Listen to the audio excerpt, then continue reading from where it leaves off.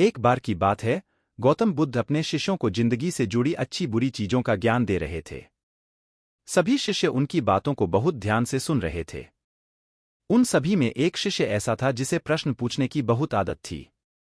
वो उठकर गौतम बुद्ध के पास गया और उनसे बोला, आप हमें जिंदगी के बारे में जो कुछ सिखा रहे हैं उस सब का क्या फायदा, क्योंकि हम में से बहुत से बच्चों को ये भी नहीं पता कि हमारे जीवन का मूल्य क्या है और ये जीवन हमारे लिए कितना कीमती है। पहले आप हमें ये बताइए कि इस जीवन का मूल्य क्या है। अपने शिष्य की बात सुनकर गौतम बुद्ध अपने कक्ष में गए और एक चमकता हुआ पत्थर का टुकड़ा लेकर आए।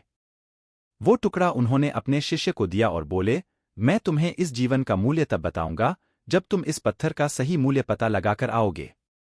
साथ ही ये ध्यान रखना कि तुम्हें ये पत्थर का टुकड़ा किसी को बेचना नहीं है। गौतम बुद्ध की बात मानकर वो शिष्य बाजार की तरफ चला गया। बाजार में सबसे पहले उसकी नज़र एक फल बेचने वाले पर पड़ी और उसने वो पत्थर उस फल वाले को दिखाया और बोला, किस पत्थर के बदले आप मुझे कितने फल दे सकते हो? फल वाला बोला, ये पत्थर कुछ खास तो नहीं है, लेकिन फिर भी इसके बदले में तुम्हें 10 केले दे सकता हूं। वो शिष्य उस पत्थर को लेकर आगे चला गया। फिर उसे एक सब्जी वाला मिला। शिष्य ने उस सब्जी वाले से उस पत्थर की कीमत पूछी।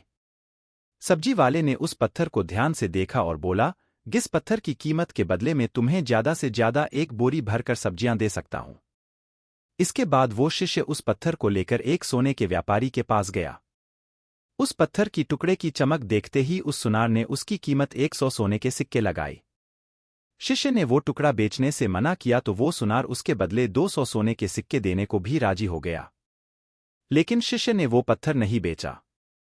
इसके बाद वो शिष्य एक हीरों के व्यापारी के पास गया और उनके सामने उसने वो पत्थर के टुकड़े को रख दिया।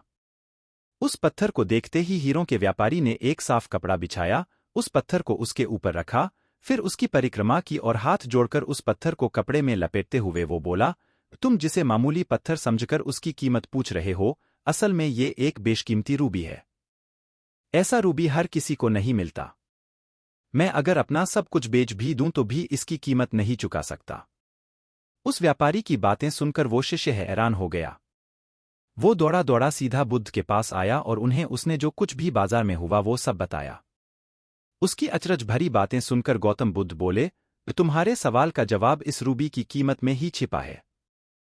हमारा जीवन भी एक रूबी है, रूबी की तरह ये भी बेशकीमती है, लेकिन हम इस बात को हमेशा नजरअंदाज करते हैं और अपने जीवन का मूल्य नहीं समझते। हम दूसरों को देखकर और उनके जैसा जीवन जीने की कोशिश में अपने जीवन की कीमत को कम कर देते हैं।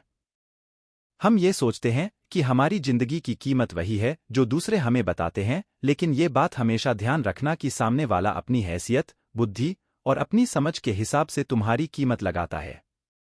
सीख जो हमें गौतम बुद्ध की प्रेरणादायक कहानी से मिलती है, जिंदगी सिर्फ एक बार मिलती है, इसलिए इसको बर्बाद ना करें।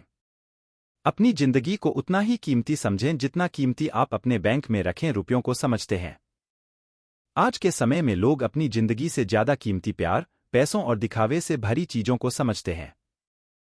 प्यार के चक्कर में लोग सुसाइड कर लेते हैं। नाम कमाने के चक्कर में उल्टे सीधे काम करने लग जाते हैं। हमेशा याद रखें कि दिखावा करना जरूरी नहीं है। प्यार दोबारा मिल सकता है, पैसा फिर कमाया जा सकता है, लेकिन जिंदगी को फिर से पाया नहीं जा सकता। इसलिए अपनी इस बेशकीमती जिंदगी को अच्छे से जिए। हर पल का आनंद लें।